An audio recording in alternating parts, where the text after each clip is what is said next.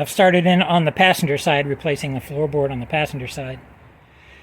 That hole you see right there, the one I'm putting my foot into, that's actually where the heater core goes on these Studebakers. It runs under the seat. Anyhow, I wanted to show you the process that I use to make patches. The floor pans that I ordered don't span the entire width that I need covered. They don't go from the rocker all the way to the good metal on the transmission tunnel. The floor pans that I bought stop right where this pink line is. Obviously, I've got some weak metal to the left of that I was going to have to fill in. I can't weld into this stuff because it's too thin. So what I've been doing is using poster board. I lay the poster board in exactly the area that I want to make the patch. One advantage of using poster board for your template is it's very easy to determine where you need to cut stress relief marks in the metal to make it bend easier and to make it have the shape that you want it to have. And this actually overlaps about an inch to make sure that I'm not accidentally cutting something too short. Once I get the poster board the size and shape that I need, I bring it over and lay it on a piece of flat 18 gauge steel, draw the lines exactly the shape of the poster board, and then I end up cutting out something like this. You can see with the relief marks here in the same places that they were on the poster board. Alright, so that's what the patch looks like after it's been sort of molded into the spot where it's going to go. Basically just involves smacking it with a hammer in the right places.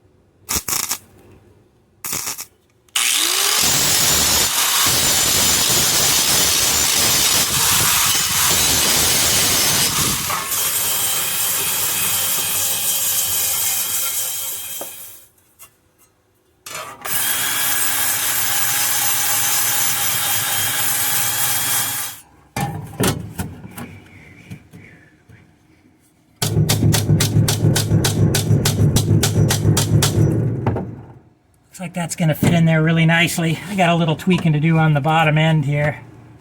Outlined approximately where the bends are going to have to be with some masking tape. Now I'll put it on the vise and just gently tap it over into this shape here with this little lip on it.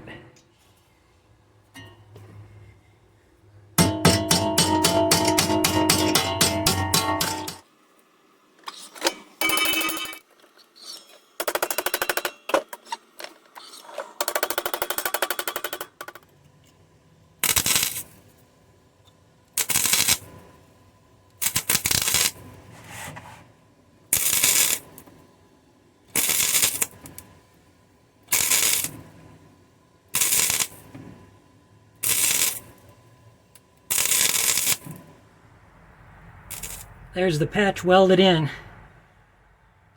Well, at least the top, bottom, and left-hand side. The right-hand side will mate up with the floor pan that I ordered. Alright, so I bolted this brace in here. I'm cutting away a little more metal on this side than I did on the other side, a little more structure. I may add another brace or two before it's all said and done. The point of this is I don't want to lose the door gaps, cause anything to sag, and then weld it together out of alignment or something like that. Okay, so the old floor is cut out of the passenger side. Next up is wire wheeling, sanding, rust convertering, priming as needed, and painting the bits of the frame and the floor braces that are exposed. The floor braces are going to need a little bit of patching here too.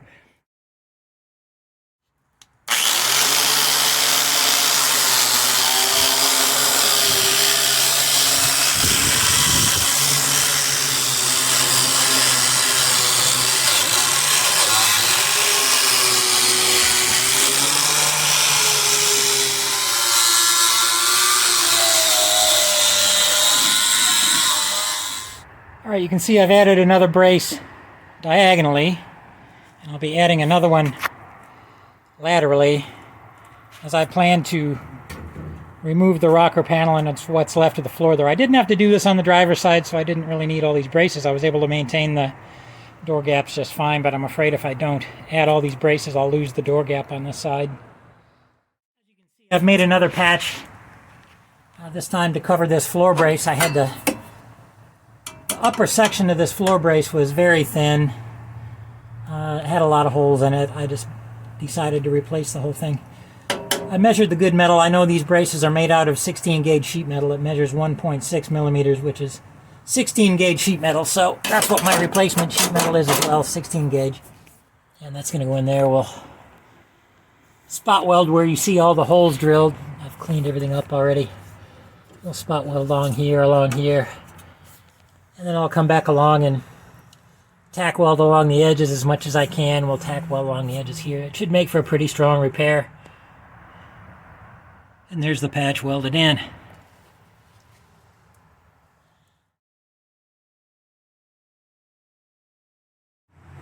This is the underside of the patch that we just showed the top side of. I tack welded along the edges for the additional rigidity that adds. So here's that same patch, primed, seam sealed, and painted.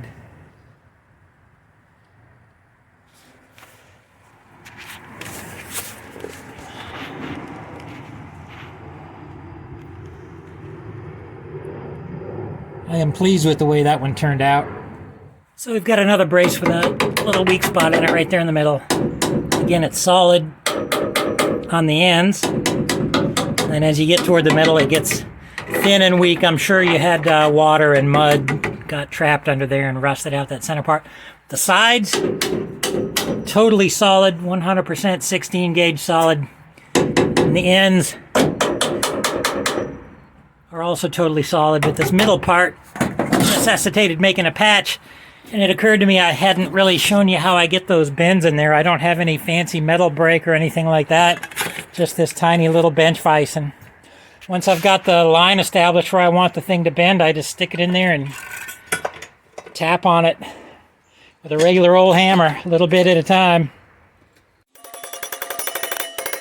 Just do this over and over until I get not big heavy taps, but just little taps. Get one piece done, slide it over, tighten up the vise, do it again. Again, I just do this over and over until this bend is exactly the angle I want it to be. I won't try to do it all in one shot. I pull it through the vise a little bit at a time, tapping on it. This is going to be roughly a 90-degree angle when I'm done. So that's essentially the brace made. That'll fit right in there really nice. But I still want to put some metal in this piece here because where it bends, you don't want that flexing. I'm going to cut out a little piece of metal to go right in this triangle. I'm going to weld it in, and that'll add the strength to that bend right there. First step is just lay it on a clean piece of sheet metal and draw where you need to cut. Sorry, I missed taking a video of cutting it out, but that's our little piece. I'm going to clean that up a little bit with the grinder, and we'll weld it in.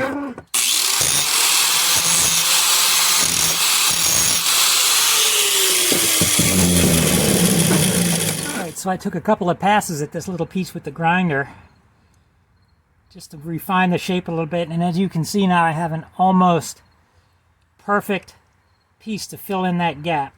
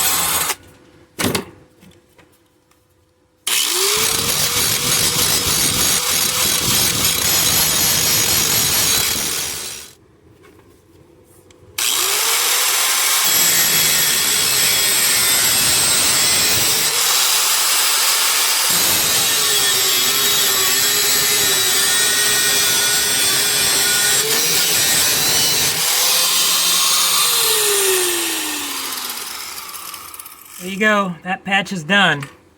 Let's see how it fits in the car. All right, there's a shot again of the brace that needs the patch. And there's the patch that we just made. I just wanted to show you, you can do this at home. You don't need special tools. You don't need metal brakes. I did this with a standard hammer and a standard small bench vise. This is the floor brace reinforcement patch we just made. You can see I've drawn on it where I want to drill the holes for the spot welds after laying it on top of the floor brace to make sure I wasn't going to be drilling into any weak spots in the floor brace. It'll go completely around and you can see we're going to be doing spot welds on the top and on the side.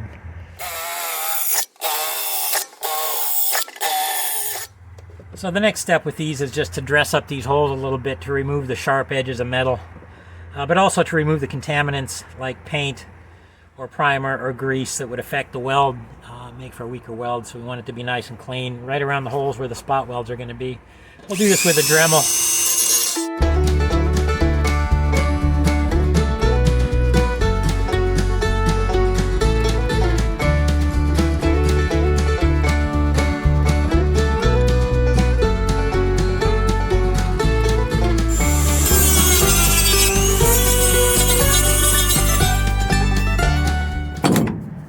So now I'm just marking the spots on the floor brace below that need to be cleaned up, just like we did the patch here.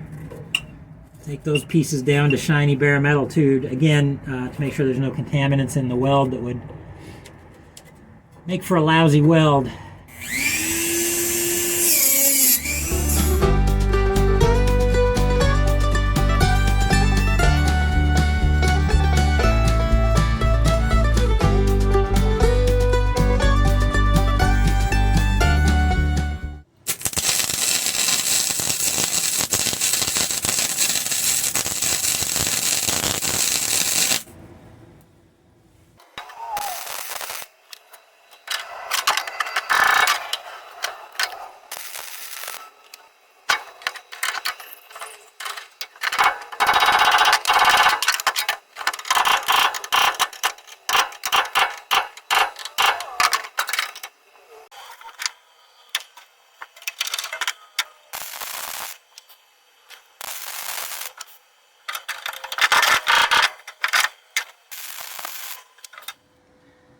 A couple of them are a little ugly, but it's going in okay. They're looking decent. They're strong. Alright, this is after I hit it with the grinder.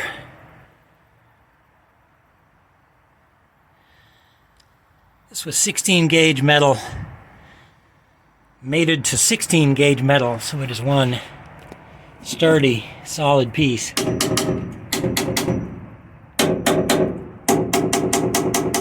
Right there, that's where the soft spot was. You can see there's no more soft spot. So I guess I was stressing out a little bit, worrying about how I was going to fix the structure in this A-pillar. But after I thought about it and poked around, it occurred to me you fix it just like you fix the rest of the sheet metal on the car. You keep cutting until you figure out where the good metal starts, and once you know where the good metal starts, you just got to build a patch to fill in where the bad metal ends. So that's essentially what I'm doing here. It's going to take probably 3 or 4 separate patches and then an outer layer. Everything's going to be 16 gauge, so I'll essentially have 16 gauge doubled up in here, which is probably essential for the strength that's required for this part of the car. Here's the patch I came up with. You can see how nicely that fits in there. I wanted to quickly show you guys how the floors on these Studebakers interact with the rocker panel and the A-pillar. It's a little bit different than what you'd see on a GM or Ford or something like that. On a GM, you'd see the rocker panel as its own separate piece that would be welded to the floor.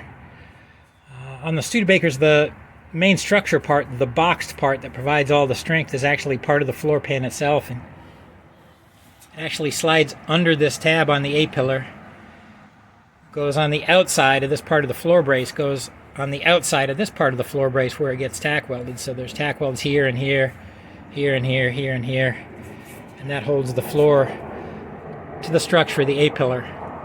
I didn't have to deal with any of this on the other side. On the driver's side, the structure was in a lot better shape, so I just welded the floor to the top of the old piece of floor. It was in such good condition I didn't want to go ripping it out. But I didn't get so lucky here on the passenger side, so I had to basically cut out all the old floor pan, including up in here under the A-pillar, and the part that goes around the floor brace, and I'm going to be pounding this in as far as it'll go.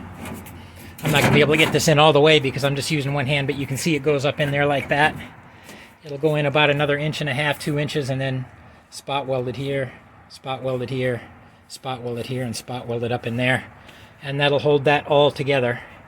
And then the structure that I have that goes in the A-pillar will get welded to the floor also. So I finally have my passenger side floor pan started in. Got all the welds done that form the structure along the edge that meet up with the rocker panel. That was a big deal. Allowed me to get rid of all the bracing that I had bolted in there that was keeping the door gap, or making sure I had the... And as you can see, I got the door back on to test the door gap. Door lines up exactly the same as it did before I started cutting everything out, so I'm pretty pleased with that. Anyhow, like I said, we got this started welded in. There was let me show you up front first. Up front, as I explained before, it slips under the A-pillar, goes over the top of the floor brace in there, so you've got spot welded to the A-frame, or to the A-pillar here, spot welded to the A-pillar here. And then on the inside, you've got about 6 spot welds holding it to the floor brace, 2 here and 4 of them up in here. So that should be a solid piece there. And then in the back, I left about 8 inches of the original floor that was still very solid. It was pretty much like brand new metal back here still. Just to make it easy on myself, and then I slid the new floor pan underneath that. And as you can see, I've got it spot welded there. Spot welded there, spot welded there, spot welded there, and then tack welded along the edges. So that's quite sturdy and quite solid. The next thing to do will be to weld the outer rocker. One of the trickiest parts of installing this outer rocker panel is getting it fitted in there so that there's not a weird door gap, like it would be too big on one side and too small on the other side. I'm talking about the door gap, or the gap between the door and the rocker panel right here. So I've got it attached with a screw there temporarily, and of course I've got a clamp holding it up on the front, and I've been moving it around 1 millimeter at a time, just getting it in the position that I'm going to weld it in before I put a single weld into it. I think I might have to move it forward just another tiny, tiny fraction, probably less than 1 millimeter.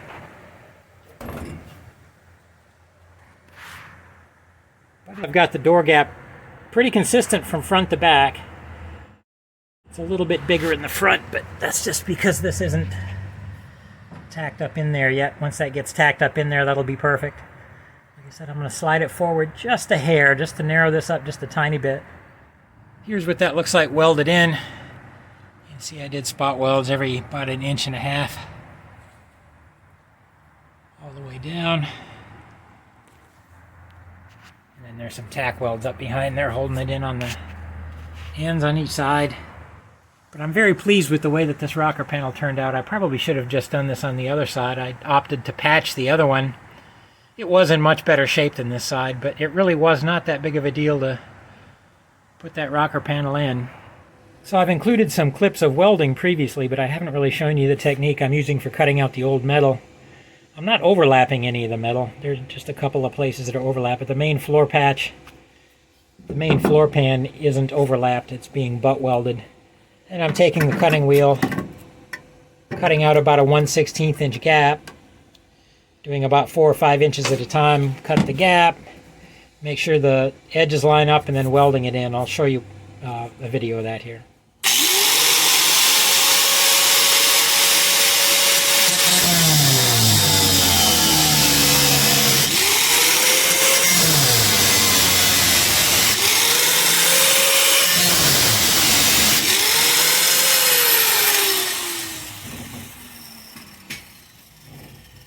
You can see I'm cutting right next to where I just finished welding. I put about a 1/16 inch gap in with the cutting wheel. And I'm just going to make sure that these edges are flush before I start welding, or get them as close to flush as I can. I use a very thin screwdriver for that. And I just tap on it with the hammer a little bit where it's sticking up. It doesn't have to be perfect, but it does have to be more or less flush.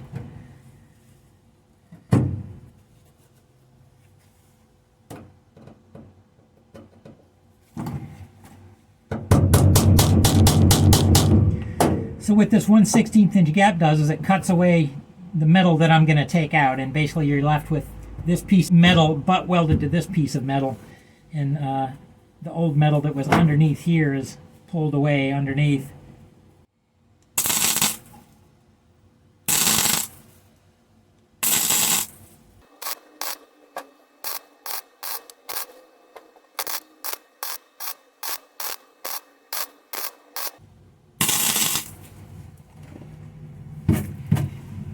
But anyhow, you can see that's welding up very nicely. Since I'm working on the floor, I'm not all that worried about warping. There's going to be a little bit of warping because I'm keeping the metal pretty hot to make sure the weld penetrates quite well. We're not being as careful as we would be if it was an outer body panel.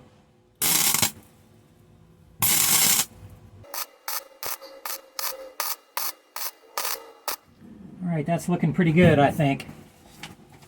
We'll just keep doing that until this entire panel is welded in.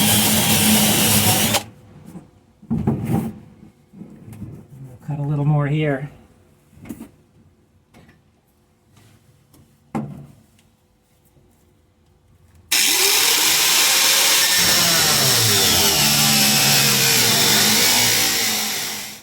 All right, so we're a little farther along on this now, and the welds are turning out pretty good. I just wanted to show you this is the piece that came out from underneath when I'm making that 16th inch cut. This is what's being cut away, and we're butt welding this and this together. But this is actually dropping away and being left out.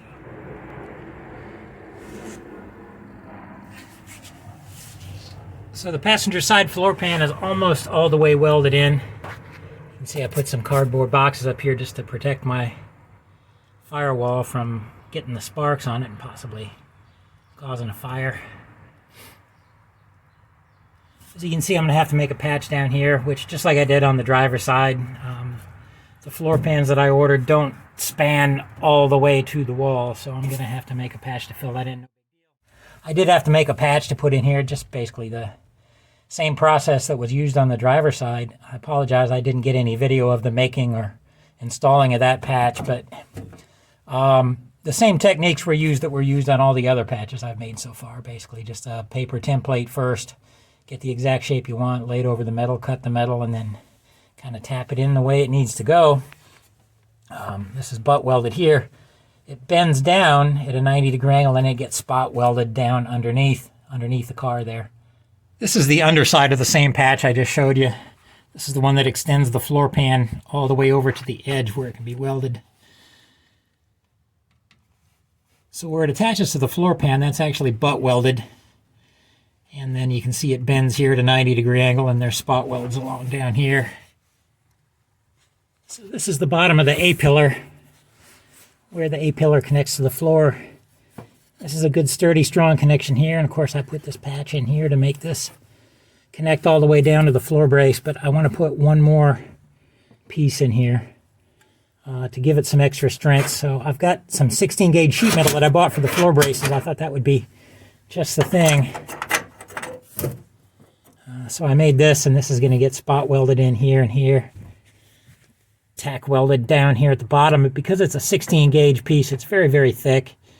And the fact that it has these bends in it on the sides gives it sort of a little bit extra strength there too. And there's that welded in. That 16 gauge piece with those two bends in it adds a lot of strength to this A-pillar. That's what I was looking to do. I had to cut some metal out of there, and I just wanted to make sure that there's plenty of strength connecting the A-pillar down to the floor brace, which is of course connected to the frame. So there's going to be one more patch that goes in here. It's essentially just going to be a cover that's going to cover all of this up, so none of this will actually be visible, but I'll know it's there, and it'll give me peace of mind knowing that that strength is in there. And now I'm going to show you the cover that I made to cover everything up. That should look pretty nice when I get that welded in there. And there's that patch welded in. I don't know if you can see it or not. There's about a half a dozen pinholes I got to go back and fix, but I'm getting kind of tired, so I'm going to save that for another day. Okay, quick clip of the footwell that goes in the rear seat passenger side area. I just got done preparing it to be welded in. I drilled all the holes for the spot weld and then sanded off the sharp edges. On the back side that was painted, I took away the paint so that won't contaminate the weld, and just cleaned out the holes really good. So that's prepped and ready to get welded in.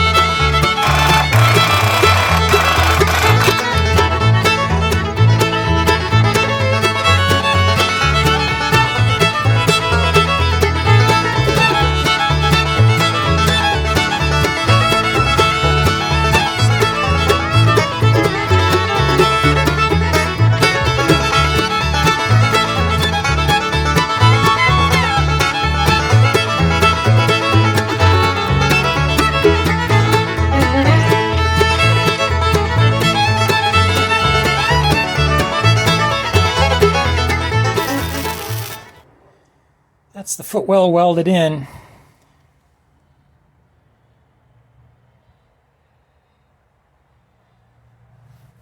I'll hit this with a grinder just really lightly just to get rid of some of the little beads of slag. I don't know if you can see them, but and maybe smooth out the tops of some of these sharp welds.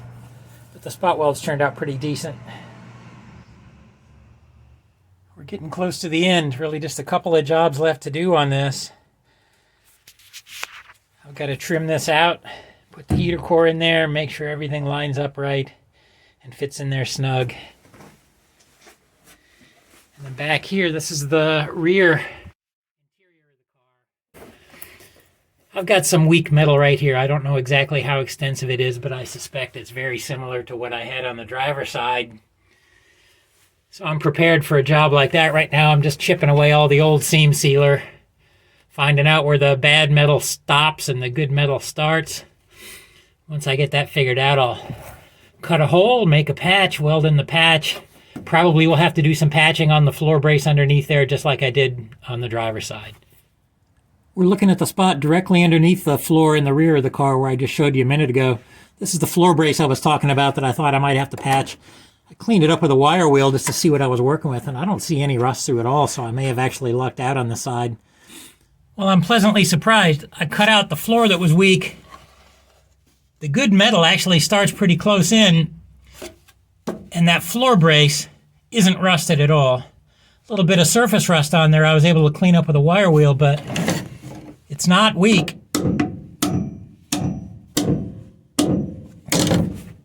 Does not require a patch, so I'll chalk that up as one in the win column.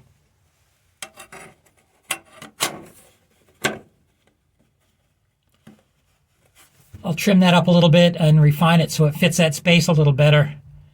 But basically that's the patch that's going to go in there. And there's that patch welded in. I apologize, I forgot to get a shot of this before I sprayed primer all over it. But you get the idea, I'm sure. This opening where the heater core goes, I got it cut out, roughed out. I'm going to do a little more refining of it, but this is the cradle that holds the heater core. You can see that fits down in there nicely. There's some weather stripping that goes around the edges of the thing, but it basically just screws down. Success! The entire floor is installed in this 56 Studebaker Powerhawk.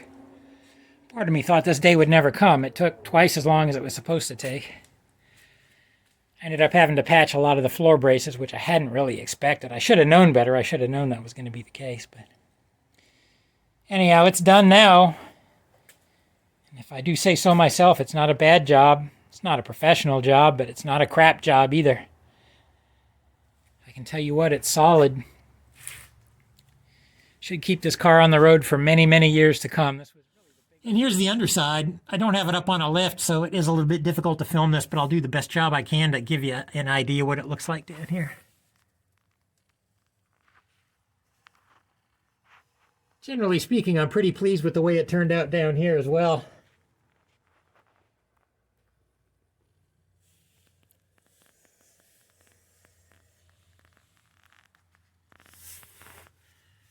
At some point down the road, I am going to come back and finish off this frame.